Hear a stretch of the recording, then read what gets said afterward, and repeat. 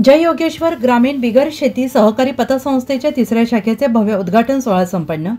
दिंडोरी तालुक्यातील जय योगेश्वर ग्रामीण बिगर शेती सहकारी पतसंस्था मर्यादित अक्राळे यांच्या तिसऱ्या शाखेचे भव्य उद्घाटन म्हसरूळ येथे सोमवार दिनांक 27 सप्टेंबर 2025 रोजी मोठ्या उत्साहात संपन्न झाले आहे। या सोहळ्याचे उद्घाटन अन्न आणि औषध प्रशासन तथा विशेष सहायता मंत्री नामदार नरहरीजी झिरवाळ यांच्या प्रमुख उपस्थितीत झाले। यावेळी दिंडोरी लोकसभा मतदारसंघाचे खासदार भास्करराव बगरे, नाशिक जिल्हा पतसंस्था फेडरेशनचे कार्याध्यक्ष नारायण शेठ वाजे, मराठा विद्या प्रसारक समाज संस्थेचे अध्यक्ष सुनील ढिकले, संचालक प्रवीण नाना जाधव यांची विशेष उपस्थिती होती। या कार्यक्रमाचे आयोजन अभिषेक प्लाझा, नायरा पेट्रोल पंपा शेजारी दिंडोरी रोड म्हसरूळ येथे करण्यात आले होते।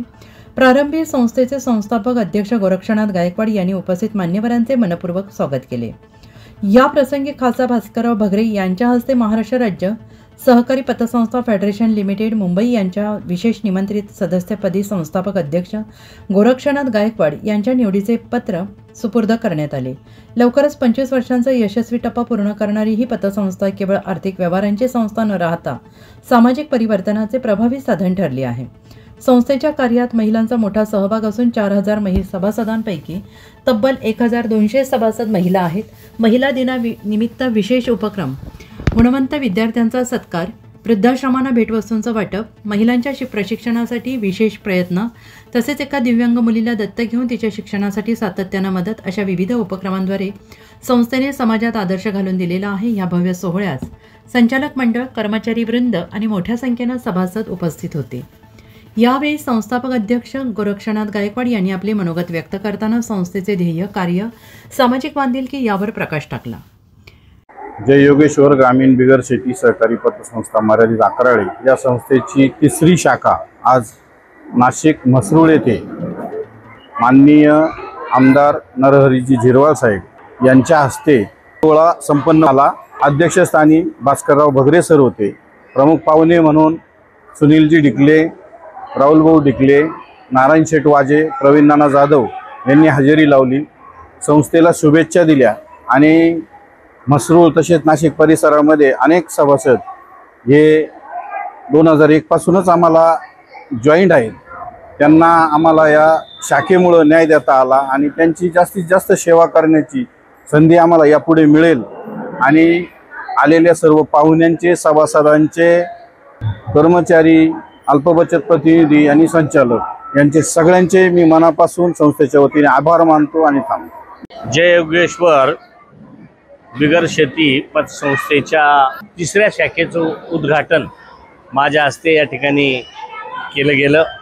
मी ह्या उद्घाटनाच्या निमित्तानं उपस्थित असलेले सर्व मान्यवर, आमच्या तालुक्यातले सर्व मान्यवर, उपस्थित सर्व त्यांचे संचालक मंडळ, त्यांचे कर्मचारी वृंद, सभासद, त्यांना सगळ्यांना मी लाख लाख शुभेच्छा देतो की एक गायकवाड यांनी जी काही सुरुवात केली ती गावातून एक छोटीशी पतसंस्था सुरू करून तालुक्यात जाऊन तालुक्यातून जिल्ह्यापर्यंत जी येण्याची मजल जी काही आहे ती त्यांच्या विश्वासावर जे सभासद लोक आज इकडं अट्रॅक्ट होतात त्याचं एक हे घोतक या ठिकाणी आपल्याला पाहायला मिळतं आणि म्हणून त्यांची संस्था अशाच पद्धतीनं तिचा भरभराट हो अशी मी जगदंबे चरणी प्रार्थना करतो।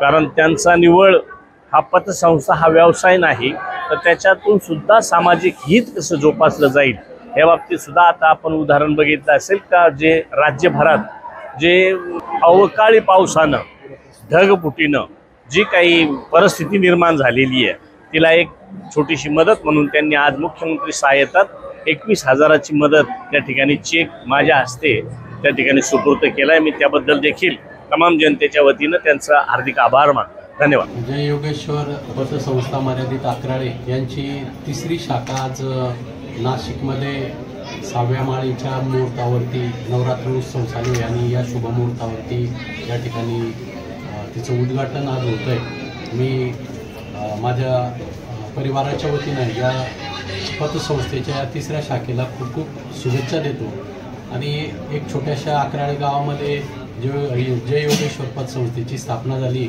आणि आज तिसरी शाखा नाशिकमध्ये आलेली आणि मला वाटतं नक्कीच या शाखेच्या माध्यमातून सर्वसामान्य माणसं असतील, छोटे छोटे व्यापारी असतील किंवा उद्योजक असतील या सगळ्यांची खूप चांगल्या प्रकारे आर्थिक सेवा करण्याची काम जय योगेश्वर पतसंस्था नक्कीच करेल असं मला या ठिकाणी वाटतं. नवरात्र उत्सवाच्या शुभेच्छा देतो.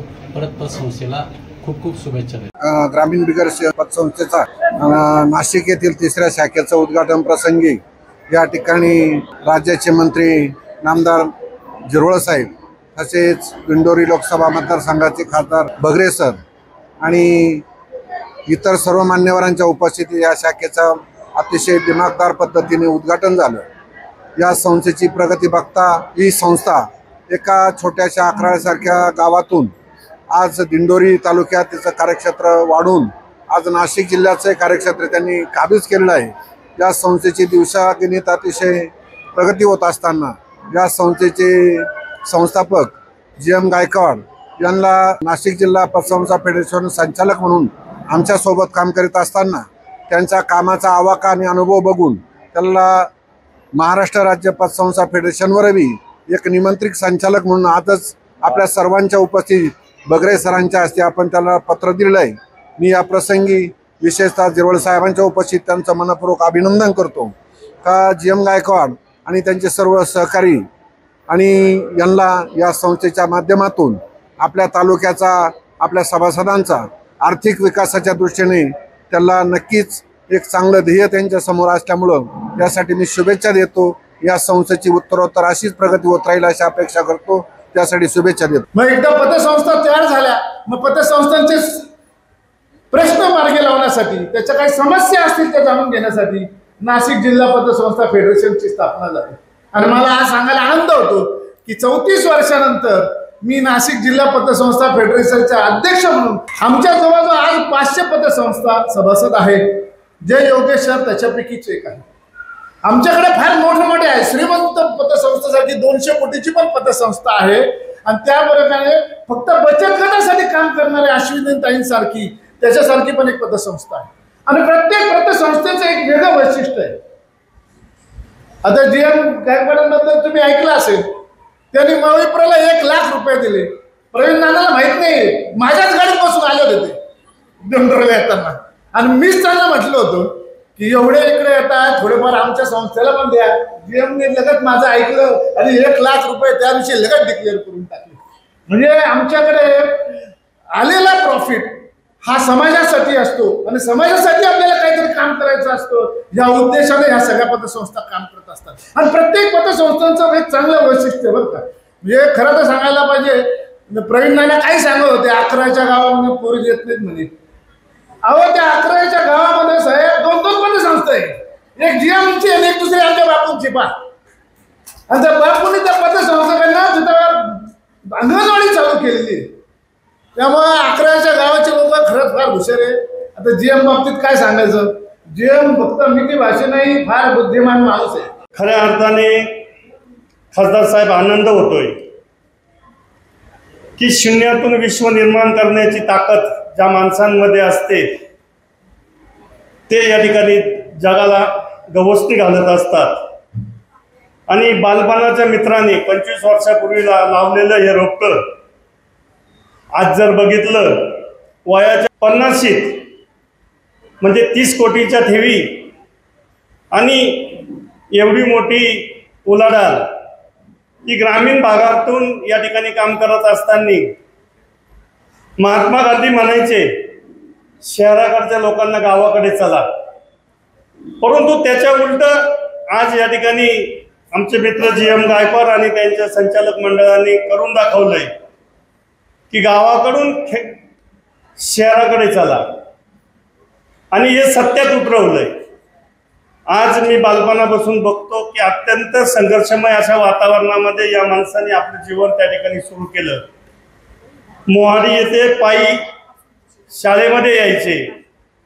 घरची हलाख्याची परिस्थिती. अक्राळे गाव म्हणजे त्या ठिकाणी मुलांना बायको सुद्धा त्या ठिकाणी देत नव्हतं अशी खतर परिस्थिती खासदार साहेब अक्राळे गावची होती. आणि अशा परिस्थितीमध्ये GM गायकवाड यांनी आपलं जीवन त्या ठिकाणी चालू करत असताना नाशिक येथे शिक्षण घेऊन परंतु भाजीपाल्यासारख्या व्यवसाय त्या ठिकाणी एका व्यापाराच्या ठिकाणी लेबलचं काम करून आणि ती अनुभवाची शिदोरी या ठिकाणी घेऊन ग्रामीण भागामध्ये पतसंस्था सुरू करणे आणि त्याची विश्वासार्हता या ठिकाणी आज जर बघितलं तर ती निर्माण करणे हे कुठल्याही राजकारण्याला त्या ठिकाणी जमत नाही. परंतु मितभाषी असणारे GM गायकवाड यांनी त्यांच्या सर्व सहकाऱ्यांना बरोबर घेऊन आज जर बघितलं तर मोठमोठाले उद्योजक या ठिकाणी बसलेले नरेश देशमुख सारखे उद्योजक असतील किंवा या ठिकाणी आमचे मित्र सुदामांना ढाकणे असतील, अरुण फलाने असतील किंवा विठ्ठलराव असतील, सर्वांना या ठिकाणी बरोबर घेऊन ही पतसंस्था एक विश्वास समाजामध्ये निर्माण करणं ही तेवढी काही सोपी गोष्ट नाहीये.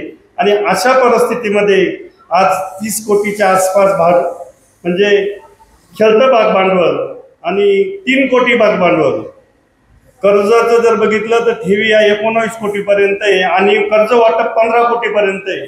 त्यामध्ये निधी 2 कोटी आणि विविध शाखांची गुंतवणूक बघितली तर ती 11 कोटीच्या आसपास आहे. नाशिक लक्ष न्यूज ब्युरो रिपोर्ट नाशिक.